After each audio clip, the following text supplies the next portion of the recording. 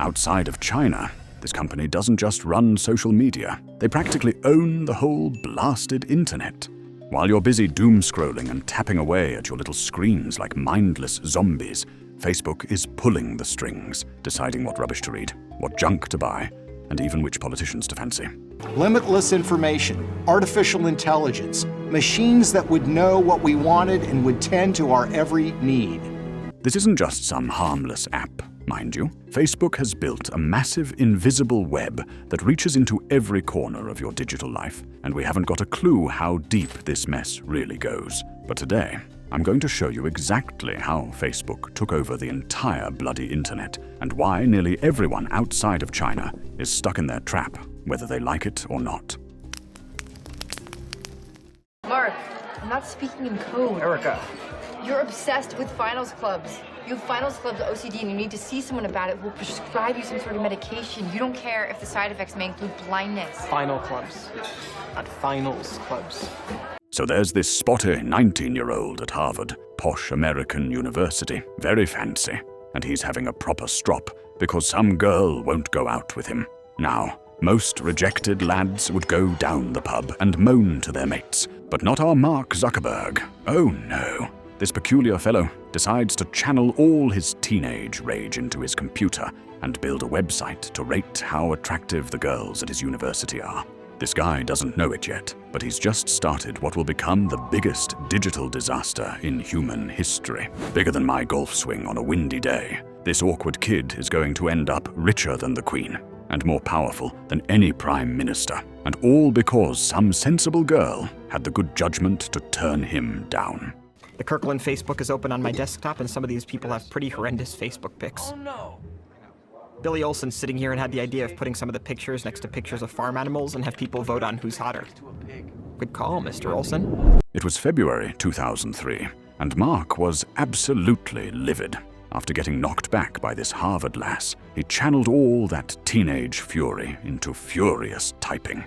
In just a few hours of coding, fueled by beer and spite, he created something called FaceMash. This delightful little website let users compare photos of Harvard students side by side and vote on who was better looking. Proper shallow stuff, but brilliant in a twisted Revenge of the Nerds sort of way. Now here's where it gets interesting. To get these photos, young Mark had to hack into Harvard's private dormitory databases. The cheeky sod actually broke into the university's computer systems to steal student photos. It was clever, reckless, and completely illegal, but it worked like a charm. The whole campus went absolutely mental about it. Within hours, FaceMash had crashed Harvard's entire internet system because so many students were frantically logging on to see their rankings. Traffic was so intense that the university's servers couldn't handle it. Mark had basically brought down one of America's most prestigious institutions with a teenage tantrum. Mr. Zuckerberg, this is an administrative board hearing. You're being accused of intentionally breaching security, violating copyrights, violating individual privacy by creating the website www.facemash.com. Though FaceMash got shut down within days, and Mark faced disciplinary action, it had planted a very dangerous seed in his mind. The little robot had discovered something powerful about human nature. We're all nosy Parkers who love comparing ourselves to others and spying on each other online. Even more importantly, he'd learned that people would eagerly participate in their own surveillance if you made it entertaining enough. By February 2004, Zuckerberg had cleaned up his idea and made it slightly less illegal. Working with his roommates Dustin Moskovitz, Chris Hughes, and Eduardo Saverin, he launched the Facebook, but only for Harvard students at first. The concept was dead simple. Create digital versions of those photo directories that American colleges used to help students recognize each other. But Zuckerberg's version was interactive, social, and completely addictive. Instead of just looking at static photos, students could post updates, poke each other, and stalk their classmates with unprecedented ease. The first thing we're going to need is a lot of pictures. Unfortunately, Harvard doesn't keep a public centralized Facebook, so I'm going to have to get all the images from the individual houses that people are in. Let the hacking begin. Mark understood something truly sneaky about human psychology. We all desperately want to be noticed. to get validation, to feel important. Facebook gave people their own little stage where they could perform their lives for an audience, and suddenly everyone could be the star of their own pathetic show. The results were immediate and alarming. Within 24 hours, over half of Harvard's student body had signed up. The demand was so crazy that Zuckerberg had to buy bigger servers twice in the first week just to keep the bloody thing running. One of the things that Facebook does is it makes it really easy to just stay in touch with all these people. Of course, if someone tries to friend you, you can ignore them. And privacy settings allow you to deny access to your page, say, to your boss or your parents. The expansion strategy was both clever and explosive. Stanford, Columbia, Yale, one posh American university after another fell for Facebook's digital crack. Each new campus brought tens of thousands of eager new users, creating what would become Facebook's greatest weapon, the network effect. The more people who joined, the more valuable it became to everyone else. What most people don't realize is how brilliantly strategic Mark was from day one. He could have opened Facebook to everyone immediately, but the crafty sod understood that making something exclusive makes people want it desperately. By keeping it just for university students, he created the most coveted digital invitation in America. People were literally begging to get access. Is he? Yes. How about now? You still wired in? Full security. You issued 24 million new shares of stock. You were told that if new investors How came much along... were your shares diluted? How much were his? But success brought complications and betrayals. Eduardo Saverin, Facebook's business manager and Zuckerberg's supposed best mate, found himself getting pushed out as the company moved operations to Silicon Valley. The friendship that had helped create Facebook was about to become its first casualty, a pattern that would repeat throughout the company's history. Your best friend is suing you for $600 million. I didn't know that. Tell me more. Eduardo, what happened after the initial launch? I'm sorry, Cy, would you mind addressing him as Mr. Saverin? Gretchen, they're best friends. Not anymore. Enter Peter Thiel, the PayPal billionaire who would become Facebook's first major investor. His $500,000 investment didn't just provide desperately needed cash, it provided validation from one of Silicon Valley's most respected entrepreneurs. Suddenly, Facebook wasn't just a university project, it was a legitimate business with serious backing. Alongside Thiel came Sean Parker, the Napster co-founder whose rock star persona and industry connections would help transform Facebook from a dorm room experiment into a Silicon Valley sensation. Parker understood something crucial that would define Facebook's entire future. In the attention business, keeping users glued to their screens was absolutely everything. Sean taught Mark that they weren't just building a social network, they were building an addiction machine designed to capture and monetize human attention on an industrial scale. Every feature, every notification, every algorithmic tweak was carefully designed to maximize what they called time on site. The longer people stayed glued to their screens, the more information Facebook could collect, and the more valuable they became to advertisers. Mark Zuckerberg was a Harvard freshman with a gift for computer programming. Less than a decade later, he is the baby-faced, multi-billionaire power broker who rubs shoulders with the president.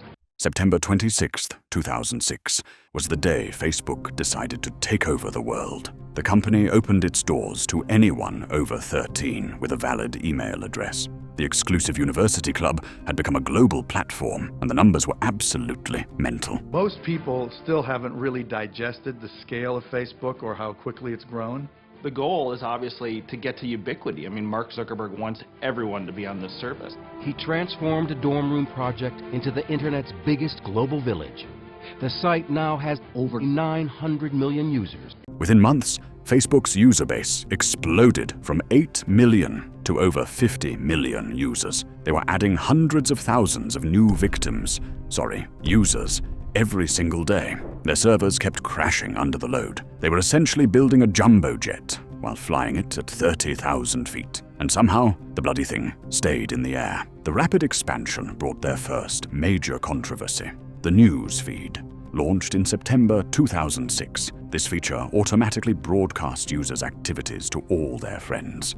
Instead of having to manually check each person's profile, you could now see everything everyone was doing in one convenient stalking feed. The backlash was immediate and furious. Nearly 1 million users joined groups demanding the feature be removed. Privacy campaigners warned that Facebook was creating the biggest spying operation in human history. Students organized protests. The media called it the end of privacy as we know it. We face a number of important issues around privacy, safety, and democracy. Frontline investigates Facebook. We didn't take a broad enough view of our responsibility, and it was my mistake, and I'm sorry. But Zuckerberg held firm, and here's the truly frightening part. Within weeks, the protests completely died down. Users had discovered they absolutely loved watching their friends' lives unfold like some twisted digital soap opera. The newsfeed became Facebook's most popular feature. The very thing that had caused outrage became the thing people couldn't live without. This controversy established a pattern that would define Facebook for the next 2 decades, push the boundaries of privacy and decency, weather the inevitable storm of criticism, then wait for users to get used to it and forget why they were angry in the first place. It's like training laboratory rats, except the rats eventually learn to love their cage. The platform began evolving at breakneck speed, adding features designed to increase what they euphemistically called engagement. The like button, launched in 2009, would become one of the most powerful psychological manipulation tools in digital history. Suddenly, every post became a popularity contest, every photo a plea for validation. The FTC had another worry. They saw the potential for data to be misused because Facebook wasn't keeping track of what the third parties were doing with it. They had, in my view, no real control over the third-party app developers that had access to the site. Facebook's computer algorithms learned to exploit basic human psychology. They discovered that angry people click more, share more, comment more. So the system learned to make people angry. Content that provoked outrage got promoted over boring but factual information. The algorithm didn't care about truth or social harmony. It cared about engagement, and controversy was engagement gold. Facebook is pervasive. The world's population is over 7 billion. Close to 3 billion of us are active Facebook users, and that scale creates power. The power to turn off the news. You think you understand Facebook's power? You think it's just one website among many? Wrong! Dead wrong! This company is like a massive digital octopus with its tentacles wrapped around everything you touch online. Your phone, your messages, your photos, your deepest secrets. They've got their grubby little algorithms crawling through all of it. By 2010, Facebook faced serious competition around the world. In Germany, StudiVZ was dominant. In Russia, it was vContact. In Brazil, Orkut ruled. But Facebook had a simple strategy. If you can't beat them, buy them. And if you can't buy them, copy their best features and use your massive resources to crush them. The most shocking purchase came in April 2012.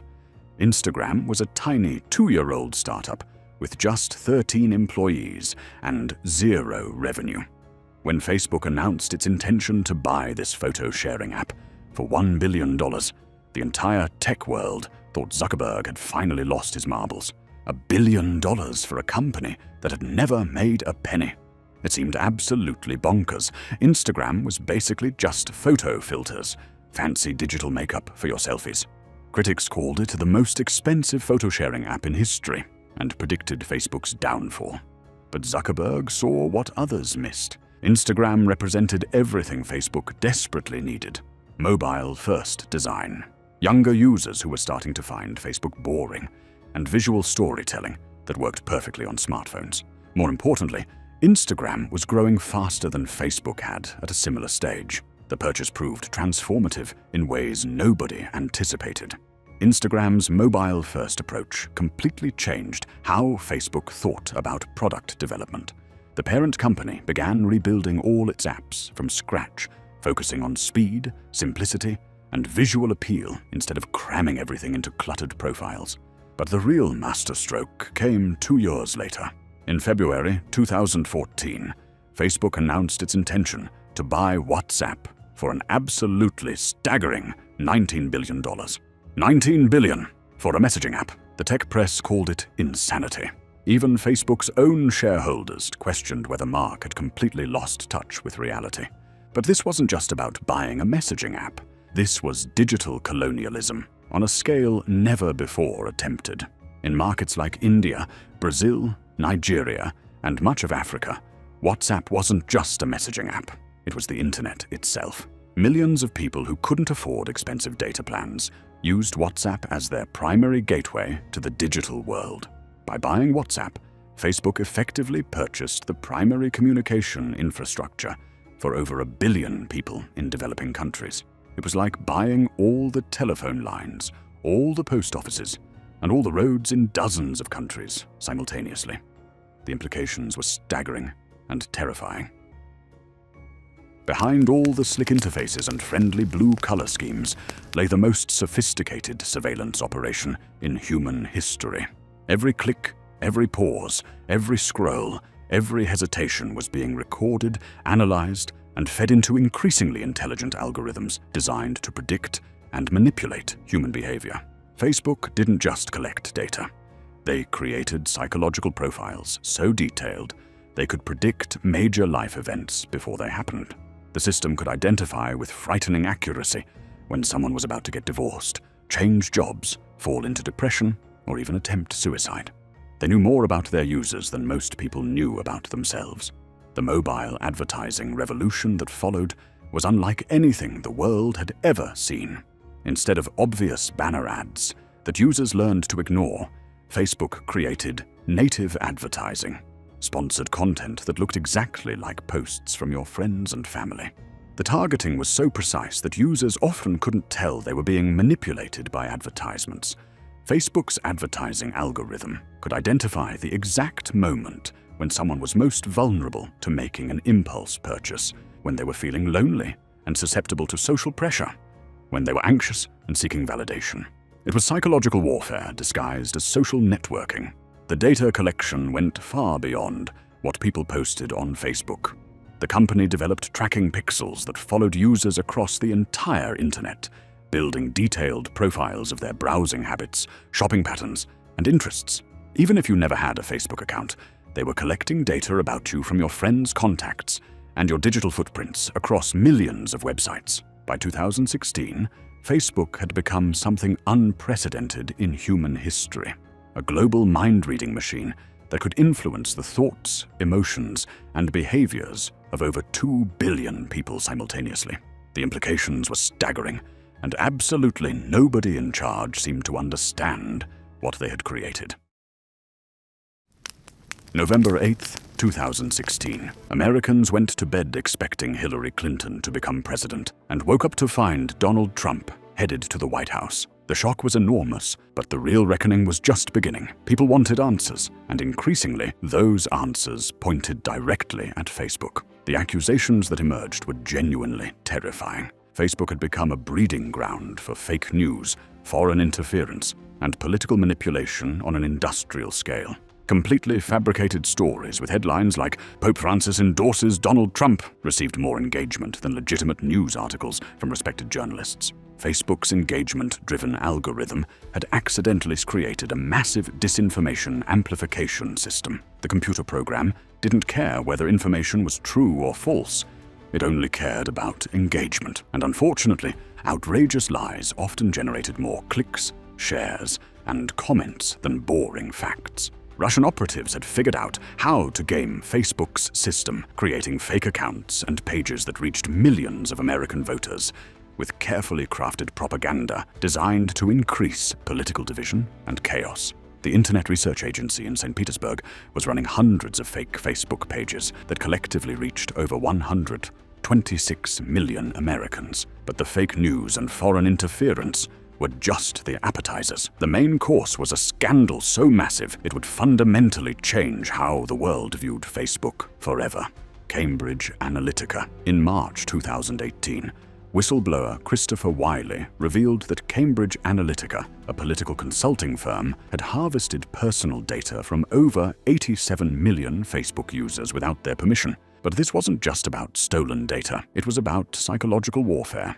Cambridge Analytica had used Facebook's own tools to build detailed psychological profiles of American voters, identifying their deepest fears, desires, and vulnerabilities. They could then target these people with precisely crafted political advertisements designed to exploit their psychological weak spots. They had essentially weaponized Facebook's surveillance apparatus for political manipulation. Instead of selling you shoes or holidays, they were selling you politicians and ideologies. They had turned Facebook into a weapon of mass psychological destruction. The revelation sent shockwaves through governments worldwide. Facebook's stock price crashed, losing over $100 billion in market value in a single day.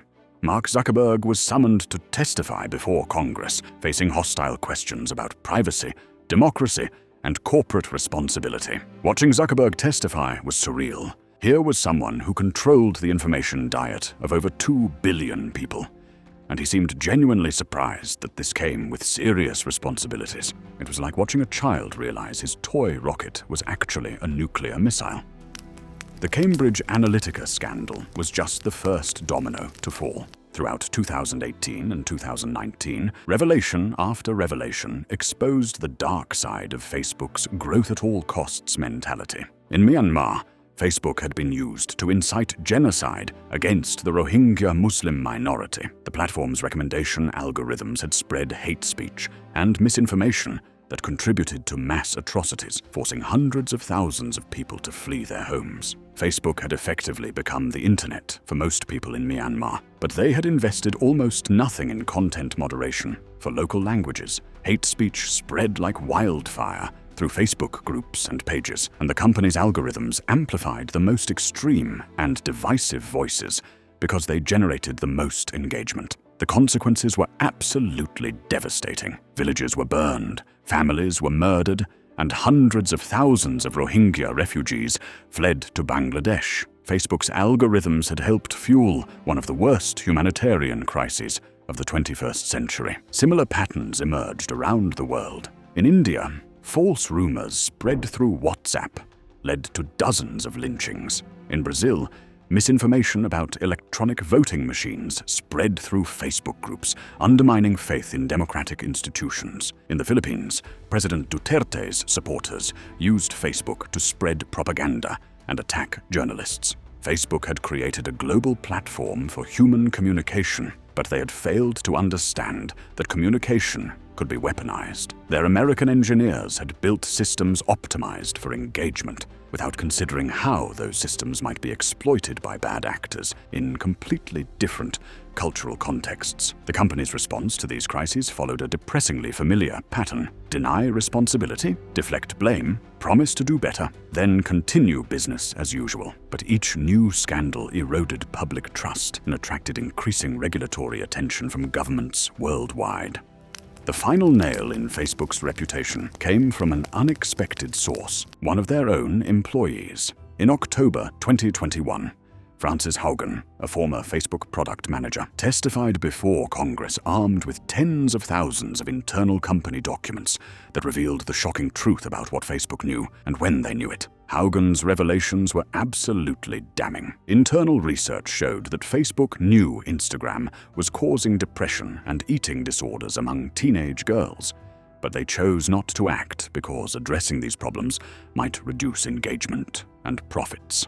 Facebook's own researchers had discovered that their algorithms were promoting divisive content, spreading misinformation, and contributing to political polarization around the world. The company knew their platforms were harmful to democracy and mental health, but they consistently prioritized growth and revenue over public safety. The Facebook Papers, as they became known, painted a picture of a company that had completely lost its way. The idealistic mission to connect the world had been replaced by an obsession with engagement, growth, and advertising revenue at any cost. Internal communications showed executives joking about user addiction, dismissing concerns about teenage mental health, and actively resisting efforts to make their platforms safer because it might hurt their business metrics. Perhaps most shocking of all, the documents revealed that Facebook had different rules for different users. High-profile politicians, celebrities, and business leaders were essentially immune from the community standards that applied to ordinary users. There There was one set of rules for the powerful and another set for everyone else. Instead of facing the music and actually fixing the massive problems they had created, our robot CEO decided to pull the ultimate corporate escape trick. In October 2021, as Facebook faced its greatest crisis of legitimacy, Mark Zuckerberg made a stunning announcement that left everyone scratching their heads. The company would rebrand itself as Meta and pivot toward building something called the metaverse, a virtual reality universe where digital and physical worlds supposedly merge into some sort of science fiction wonderland. The timing wasn't coincidental. Facebook was facing regulatory pressure from governments worldwide, declining user growth among young people who increasingly viewed it as a platform for boring old people, and a seemingly endless series of damaging scandals that kept making headlines. Zuckerberg's metaverse vision was ambitious to the point of delusion. Create immersive virtual worlds where people could work, play, socialize, and presumably escape from the real-world problems that Facebook had helped create. He predicted that within a decade, the metaverse would reach 1 billion people and host hundreds of billions of dollars in digital commerce. The investment was absolutely massive and completely mental. Meta committed to spending over $10 billion annually on metaverse development. That's more than the entire GDP of many countries. They hired thousands of engineers, bought virtual reality companies, and began building what they claimed would be the future of human interaction. Mark was essentially betting the entire company on a technology that most people had never used, didn't understand, and frankly, didn't want. VR headsets were still bulky, expensive, and had virtually no compelling content. It was either visionary genius or complete madness, possibly both. The market's reaction was brutal and immediate. Meta's stock price plummeted as investors questioned whether the company was abandoning its incredibly profitable advertising business for an unproven technology that might never gain mainstream adoption. The criticism intensified when Meta's metaverse platforms actually launched to embarrassingly lukewarm reception. Horizon Worlds, the company's flagship virtual reality social platform, looked like a low-budget video game from 2003 and struggled to attract or retain users. There was a massive disconnect between Mark's grandiose presentations about the future of human civilization and the reality of cartoony avatars bouncing around empty virtual spaces. Most people tried VR once or twice, realized it made them dizzy and gave them headaches, then never touched it again. While Meta was busy burning billions on virtual reality fantasies, a genuine threat emerged from an unexpected direction: China. TikTok, owned by Chinese company ByteDance, had quietly become the dominant platform for young users worldwide with its addictive short-form video format. TikTok represented everything Facebook had lost: youth appeal, cultural relevance, and genuine innovation. While Facebook was focused on getting people to strap computers to their faces, TikTok was capturing the attention economy that had made Facebook successful in the first place. The competition was fierce and desperate. Meta responded by shamelessly copying TikTok's features, launching Instagram Reels and Facebook's own short-form video products. But for the first time in its history, Facebook was playing catch-up rather than leading innovation. Young people were abandoning Facebook in droves, viewing it as something their embarrassing parents used to share blurry photos and political rants. Instagram remained somewhat popular, but even it faced increasing competition from newer platforms built specifically for mobile-first, privacy-conscious users. As if the metaverse gamble and TikTok competition weren't enough, another technology revolution caught Meta completely off guard. In late 2022, OpenAI launched ChatGPT, triggering an artificial intelligence boom that suddenly made every other technology trend seem irrelevant. Meta had bet everything on virtual reality and the metaverse, but suddenly everyone in Silicon Valley was talking about large language models and generative AI. Once again, Facebook found itself scrambling to catch up with a trend they had completely missed. The financial impact was severe and embarrassing. In 2022, Meta reported its first-ever quarterly revenue decline in company history. The Reality Labs division responsible for metaverse development lost over $13 billion. That's $13 billion down the toilet, with virtually nothing to show for it. In November 2022, Meta announced its first major layoffs ever, cutting 11,000 employees, about 13% of its workforce. The company that had grown relentlessly for nearly 2 decades was suddenly contracting, forced to choose between maintaining its profitable advertising business and funding Mark's expensive science fiction fantasies. And that brings us to today. Ladies and gentlemen, right here, right now, in 2025, watching this absolute corporate circus unfold in real time. Meta, is like a massive ship that's lost its compass, sailing in circles while burning money faster than I burn through golf balls on a particularly frustrating afternoon. Today, Meta stands as one of the most complex and contradictory companies in technology history. With nearly 4 billion users across its platforms, it remains one of the most influential corporations on Earth. Yet, its future has never been more uncertain or confused. The regulatory environment continues to tighten around Meta's neck like a noose. The European Union has implemented strict new digital laws that impose heavy fines and content moderation requirements. Governments in the United States, United Kingdom, Australia, and Canada have launched antitrust investigations that threaten to break up the company's portfolio of apps. More fundamentally, Meta faces a generational crisis that threatens its very existence.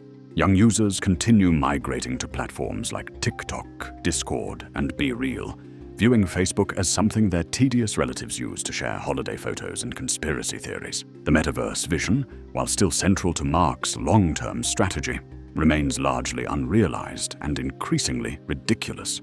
Virtual reality adoption has grown slightly, but it's still primarily used by tech enthusiasts and gamers, rather than ordinary people going about their daily lives. The technology is improving. Headsets are getting lighter, cheaper, and less likely to make you violently ill. But they're still waiting for that mythical killer app, that transformative experience that makes VR essential rather than an expensive novelty that gathers dust in your cupboard. Meanwhile, the artificial intelligence revolution presents both massive opportunity and existential threat.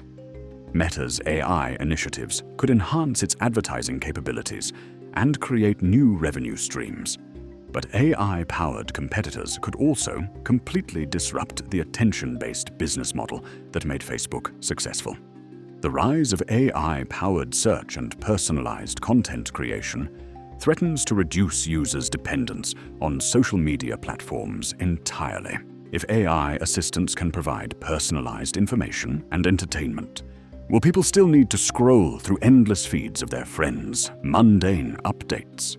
Perhaps most significantly, Meta faces a crisis of trust and legitimacy that may be impossible to overcome.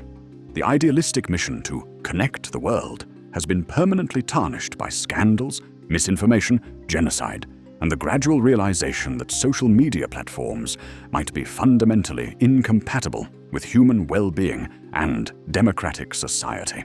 The company that promised to bring people together has become a symbol of division, manipulation, and corporate irresponsibility. Every new feature is scrutinized for potential harm. Every decision is questioned. Every promise is met with skepticism. Whether you love Facebook, hate it, or pretend you don't use it, Mark Zuckerberg's midnight coding session in a Harvard dorm room has fundamentally altered the trajectory of human civilization. That rejected college kid didn't just build a website. He accidentally created the largest social experiment in human history, turning billions of people into unwitting laboratory rats. The boy who wanted to rate how attractive his classmates were has become one of the most powerful people in human history, controlling information flows that shape elections, influence wars, and determine what billions of people think about reality itself. Facebook represents both the incredible promise and the terrifying peril of digital technology. They created remarkable tools for human connection and communication that have genuinely improved millions of lives. But they also demonstrated how those same tools can be weaponized for manipulation, division, and psychological warfare on a global scale. The question facing all of us isn't just what Mark Zuckerberg will do with his enormous power. It's whether we'll continue to feed the monster we've collectively created. Every time you scroll through Facebook, double tap an Instagram photo,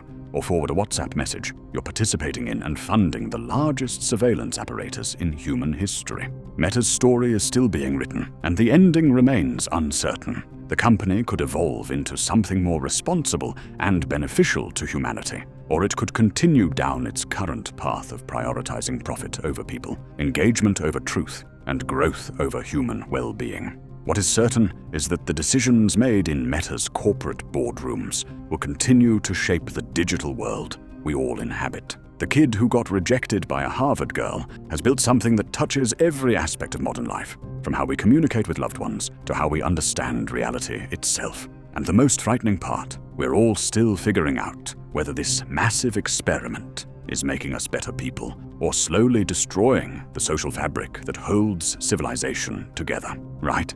If this tale of corporate madness and digital dystopia hasn't put you off technology entirely, then you might enjoy more stories about how ordinary people accidentally created the modern world's biggest problems. So if you've got any sense left, smash that subscribe button and prepare yourself for more tales of human folly and technological chaos. Because trust me, Facebook's story is just one chapter in the ongoing saga of how we accidentally gave computers control over our brains. And the ending is still being written by algorithms that don't give a damn about human happiness.